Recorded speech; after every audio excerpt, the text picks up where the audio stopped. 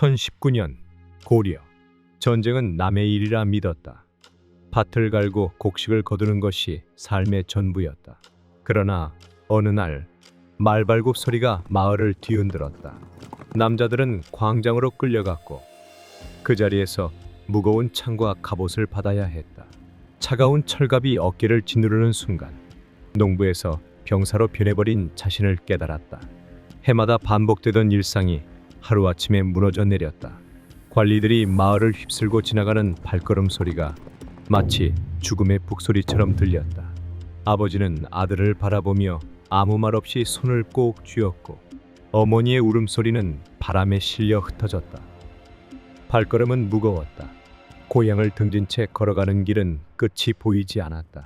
징집된 날, 마을의 모든 장정들이 광장에 모여 있었다. 별을 베던 손에는 이제 창이 쥐어졌고 흙 묻은 발은 낯선 군화에 갇혔다. 낡은 갑옷은 몸을 옥죄었고 무뎌진 창끝은 전쟁의 부조리를 말하는 듯했다. 가슴 한구석이 먹먹해지며 숨이 탁 막히는 느낌이 들었다. 어깨에 걸친 철갑의 무게가 낯설었다. 창을 쥔 손은 정확히 어디에 힘을 주어야 할지 몰랐다. 훈련이라고는 없었다. 북쪽으로 향하는 동안 전투가 무엇인지조차 모른 채 발걸음을 옮겼다. 도착한 곳은 귀주였다. 평원 끝에 거란군 10만이 고려 땅을 짓밟고 돌아가는 중이었다. 그들을 막아야 한다는 장수들의 외침이 귓가를 때렸다. 도망치고 싶은 마음이 치밀어 올랐다. 하지만 발길을 돌릴 곳은 어디에도 없었다. 전날 밤 차가운 땅바닥에 누워 하늘의 별을 바라보았다. 젖은 흙이 등에 달라붙어 추위가 뼛속까지 스며들었다. 거친 풀냄새와 비비린내가 공기를 가득 채웠다. 멀지 않은 곳에서 거란군의 움직임이 느껴졌다. 긴장감이 공기를 짙게 물들였고 수십 명의 숨소리가 서로의 공포를 증폭시켰다. 청야 전술로 인해 식량은 바닥났고 마른 곡식 알갱이가 혀 위에서 모래알처럼 굴러다녔다. 병사 셋이 나눠 먹은 한 줌의 겨가 위장을 채우기엔 턱없이 부족했다. 배에서 들려오는 꼬르륵 소리가 창자루를 더 단단히 쥐게 만들었다. 차가운 바람이 불어왔다. 불을 피우지 못해 몸을 웅크린 채 추위를 견뎌야 했다. 거란군의 시야에 들지 않기 위해 숨죽이며 시간을 보냈다. 잠은 꿈도 꾸지 못했다. 고향의 밭고랑, 부모님의 얼굴, 친구들과의 웃음소리가 눈앞을 스쳐 지나갔다. 입술을 깨물어 피맛이 번졌다. 창을 쥔 손에 힘이 실렸다. 아침이 밝았다. 하늘은 맑았지만 평원은 싸늘함으로 가득했다. 강감찬 장군의 명령이 내려졌고 나는 귀주 평야에 배치되었다. 전투 시작 전 산등성이에 철갑 중장기병이 은밀히 매복했다는 소문이 돌았다. 그들은 거란군이 덫에 걸릴 때까지 기다리고 있을 것이다. 한편 경장기병 부대는 숲속에 숨어 측면 기습을 준비 중이었다. 전열의 최전방에 검차가 일렬로 늘어섰다. 수레 앞에는 날카로운 칼날이 빛나고 짐승 얼굴을 닮은 방패가 위압감을 뿜어냈다. 그 뒤로는 긴 창을 든 병사들이, 그 뒤로는 화살을 메운 군병들이 자리했다. 쇠도리깨와 낫을 든 병사들은 양쪽 숲속에 숨어 적의 측면을 노리고 있었다. 거란군이 다가왔다. 지평선을 뒤덮은 먼지 구름 속에서 말발굽 소리가 우레처럼 다가왔다. 숨을 죽인 채 창을 쥔 손이 땀으로 젖어들었다. 청야 전술의 효과인지 거란군의 진격 속도는 예상보다 더디었다. 굶주림에 지친 말들이 힘없이 발을 끌었다. 검차가 첫 공격을 막아냈다. 칼날에 걸린 말들이 비명을 지르며 쓰러졌다.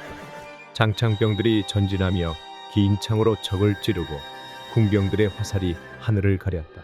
거란군이 진영을 뚫고 깊숙이 밀고 들어오자 숲속에 숨었던 쇠도리깨 부대가 양쪽에서 뛰쳐나왔다. 경장기병이 말발굽을 채찍처럼 휘두르며 적의 측면을 후려쳤다. 동시에 산등성이에서 철갑 중장기병이 우렁찬 함성과 함께 내리달렸다. 철갑을 두른 말들이 경사면을 내리치며 지면을 울렸다. 창끝이 햇빛에 번뜩이며 적진을 가르고 지나갔다. 창을 휘두르는 손이 저절로 움직였다. 칼날이 공기를 가르는 소리, 말이 쓰러지는 소리, 피가 튀는 소리가 뒤섞였다. 눈앞에 적의 얼굴이 다가오자 본능적으로 창을 내질렀다. 무언가가 부드럽게 파고드는 느낌, 그리고 뜨거운 액체가 손등을 적셨다. 옆에서 누군가 쓰러졌다. 피범벅이 된 동료의 눈동자가 하늘을 응시한 채 굳어 있었다. 머릿속이 하얗게 변했다. 몸이 스스로 움직이며 살아남기 위해 발버둥 쳤다. 시간의 개념이 사라진 채 싸움은 계속되었다. 철기병대의 돌격이 거란군의 대열을 산산조각냈다. 철갑과 철갑이 부딪히는 금소금이 승리의 함성과 뒤섞였다. 고려군이 퇴로를 차단하자 거란군은 갈 곳을 잃고 허우적거렸다. 전장은 피로 물든 지옥으로 변해 있었다. 살아남았다는 사실이 믿기지 않았다. 몸은 무거웠지만 마음은 텅 빈 것 같았다. 거란군은 완전히 포위된 채 무너져 내렸다. 부서진 투구와 창조각들이 땅에 박혀 있었고 쓰러진 이들의 신음이 바람에 실려왔다. 흙, 피 타는 살의 악취가 코를 후비었다. 피 묻은 창을 내려다보았다. 손에 쥔 창 끝에서는 아직도 적의 피가 뚝뚝 떨어지고 있었고 내 것이 아닌 듯한 손이 아직도 떨리고 있었다. 멀리서 승리의 함성이 들려왔지만 귓속에서는 아직도 비명이 맴돌았다. 살아남았다는 기쁨 따위는 없었다. 눈을 감으면 아직도 그들이 서 있다. 이것이 바로 1019년 귀주대첩의 모습이었습니다. 강감찬 장군이 이끈 고려군은 10만 거란군을 상대로 압도적인 승리를 거두었죠. 청야 전술과 삼중 포위망이 빚어낸 철저한 전략의 승리였습니다. 고려사는 시체가 들을 덮었고 사로잡은 포로, 노획한 말과 낙타, 갑옷, 병장기를 다 셀 수 없을 지경이었다. 살아서 돌아간 자가 겨우 수천 명이었으니 거란의 패배가 이토록 심한 적은 없었다고 기록할 만큼 귀주 대첩이 치열했다고 전하고 있습니다. 이 전투로 고려는 강동 육주의 영유권을 확고히 했고 거란은 다시는 고려를 넘보지 못했죠. 귀주 대첩은 한국 전쟁사에서 가장 빛나는 승리 중 하나로 기록되어 있으며 지금도 국난 극복의 상징으로 기억되고 있습니다. 지금까지 역사 브리핑이었습니다. 감사합니다.